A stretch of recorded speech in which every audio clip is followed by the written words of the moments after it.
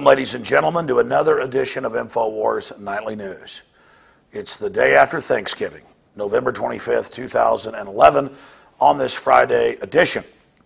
And we're going to premiere here, for the first time on Infowars Nightly News, an in-depth interview, at least part of the interview, that my team conducted with Dr. Nick Begich in Alaska. Now, Dr. Begich is an amazing individual, and of course his father was Congressman Begich. His brother is a U.S. Senator. He has researched so many patents and government secret programs, and much of what we know about the globalist super science program, stuff that would be thought of science fiction just a few decades ago, comes from Dr. Nick Begich.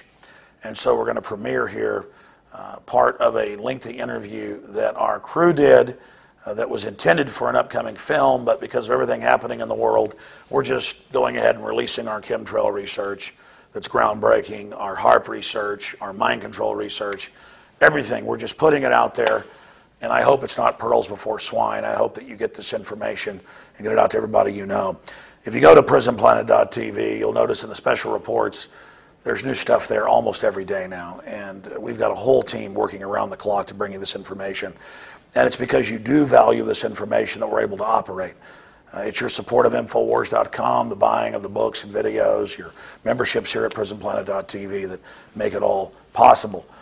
But the information that Dr. Begich covers is so groundbreaking, and so we're going to premiere this here for you. And if you want to watch it at your leisure or download it, it's also posted in the special reports section of PrisonPlanet.tv. So I give you Dr. Nick Begich and his breakdown of some of the secret sciences that are being used against the population of the planet today, including high-tech electronic mind control that in his research dwarfs chemical mind control. So here is the Infowars.com interview with Dr. Nick Begich.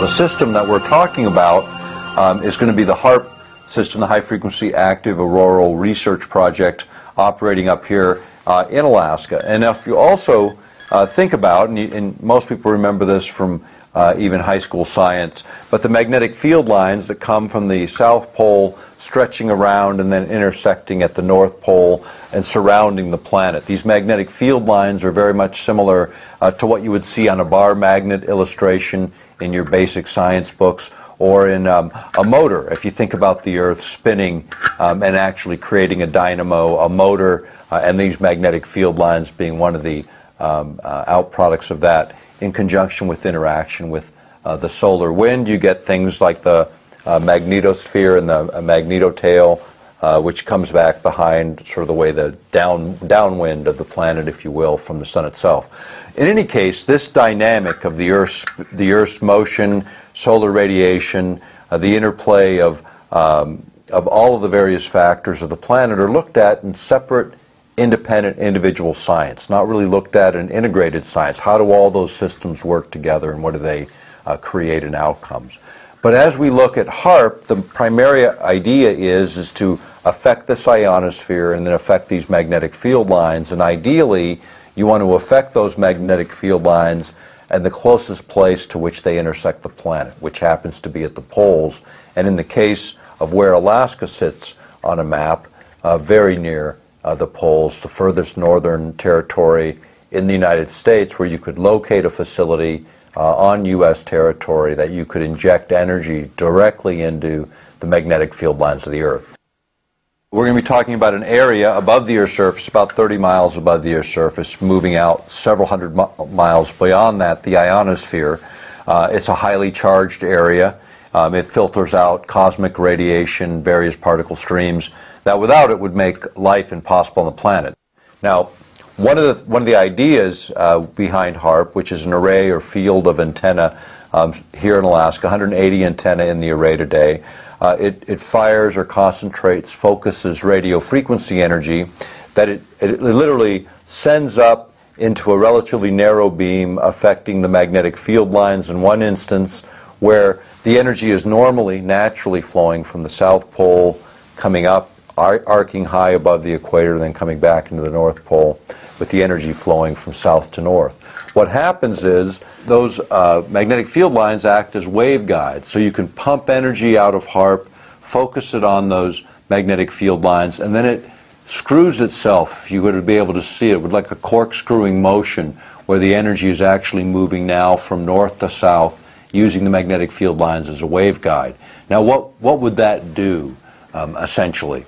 If you had, for instance, an intercontinental ballistic missile that gets fired from China to the U.S. and it traverses those magnetic field lines with those charged particles racing along them, using them as waveguides, it would create a virtual shield around the planet, so any of those incoming objects, intercontinental ballistic missiles, any satellites that happen to traverse those areas, or any other electronically sensitive equipment would be destroyed almost instantly. And so when you think about HAARP, there's a couple of ways to look at it. One is manipulation of those field lines, those magnetic field lines, which actually have been mapped. And if you look at some of the ways those are mapped is barium particles are injected into the upper atmosphere and lower ionosphere using barium-laden rockets. What those create when you inject radio frequency energy is air glow, where you get this sort of light-up effect. So you can actually see this corkscrewing motion around those magnetic field lines and serving as waveguides. In fact, they did that test a number of years ago in Alaska. And they do these from time to time, just more or less illustrate what they think theoretically should happen is actually happening in place and at the time of the experiments. Now, HAARP as an array of antenna can be focused and concentrated. You've got to think about this in a much different way than normally how radio frequency energy behaves. If you think about a radio broadcast antenna, broadcasting radio frequency energy, that energy dissipates or spreads out very rapidly from the point of broadcast, the antenna, out into the atmosphere. And the further away you get, the less dense, the less concentrated is that radio frequency energy, which is why radio stations eventually fade out over distance. On the other hand, what HAARP does is by firing this array or field of antennas, you imagine firing them in such a way as to create kind of a corkscrewing motion, a cyclotron resonance is what it's called, where that energy is then focused to a smaller and smaller area, and as it hits the ionosphere, it becomes concentrated. And think about that in the same way as light coming off of a laser versus light coming off of a flashlight. When you think about HAARP, think about it as a mechanism on the ground that's designed to interact directly or to plug into those magnetic field lines and actually then use the environment itself as part of the machine on the ground. And think about it in this sense. Think about that machine on the ground, this field of antenna broadcasting radio frequency as a primer, the small amount of energy, because the big energy is contained in the natural environment. The idea is if we understand enough about how these mechanisms work, then we can trigger various cascading effects where it sort of builds on the energy that's naturally in place. And so when you think about HAARP, not just in the effect of magnetic field lines, but another opportunity to manipulate energetic systems within the Earth has to do with the ionosphere itself. And imagine that ionosphere is a bubble around the Earth, several hundred miles thick, again starting about 30 miles off the Earth's surface. Now, that's a highly charged area, a tremendous amount of energy potential there. In fact, some will remember a number of years ago there was a shuttle experiment where they drug a tether, a dangling wire, through the ionosphere to see what would happen. And energy was picked up as it moved, because when you move something, a conductor, through an electric field that's as charged as the ionosphere, it actually begins to move current, which it did. It shunted that current straight into the shuttle and almost blew it out of the sky. Now, the thing that came out of that didn't get widely talked about was the amount of energy produced could be useful, for instance, for keeping a low orbiting space platform in orbit around the planet. Being able to charge it up by just tapping the energy, by the fact that it's orbiting the planet and moving through the ionosphere, would be one way to charge up these kinds of space-based platforms, whether they were for weapon systems or running low-orbiting satellites. But basically moving energy into space in normal, like shuttle payloads, is prohibitively expensive, very difficult to pull off to any great degree. But if you could create an energy source sufficient to run these kinds of systems, then you eliminate all kinds of logistical problems, and you're able to keep these things aloft for great deals of time.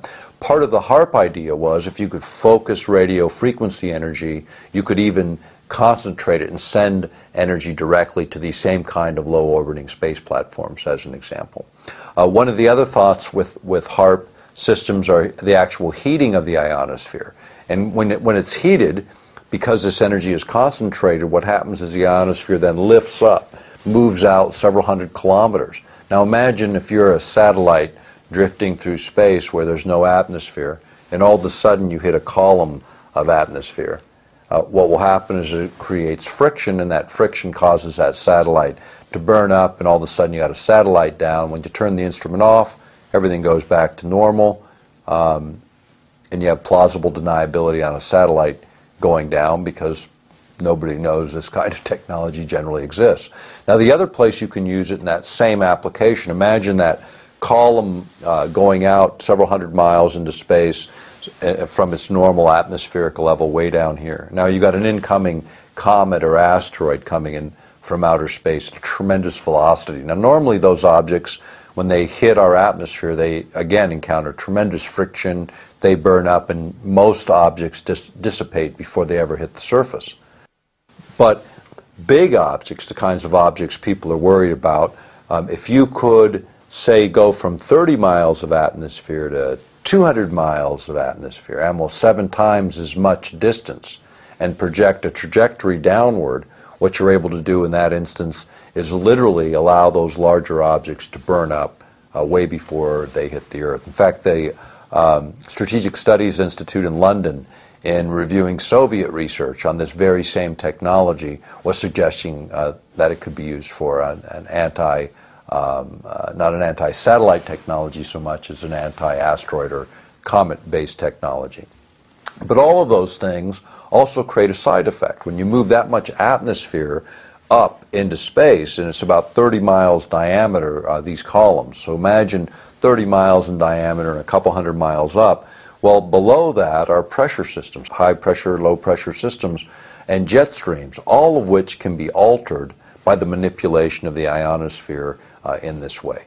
And that then creates downstream weather effects that cannot be modeled, that cannot accurately be predicted, and therein lies huge problems. When you start to manipulate by technology applications to create one effect, you might inadvertently create a number of other effects, as is the case with HARP. Looking at sort of where are these facilities? You know, here in Alaska, we have one at Gokana, which is about 250 miles northeast of Anchorage. Then going across Canada, there's a number of these facilities that are controlled by the Canadian government. Rosalie Bertel has reported on those.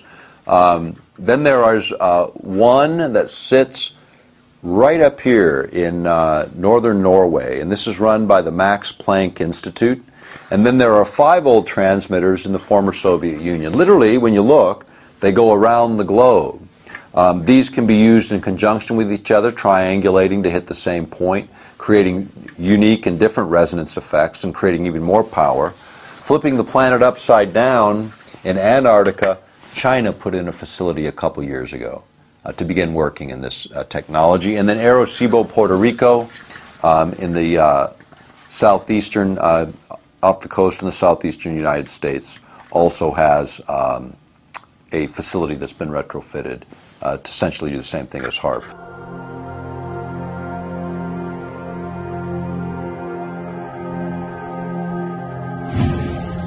Ionospheric heaters, which are what these were previously called, actually originated in the former Soviet Union. People remember them from the 1970s when they created what was called the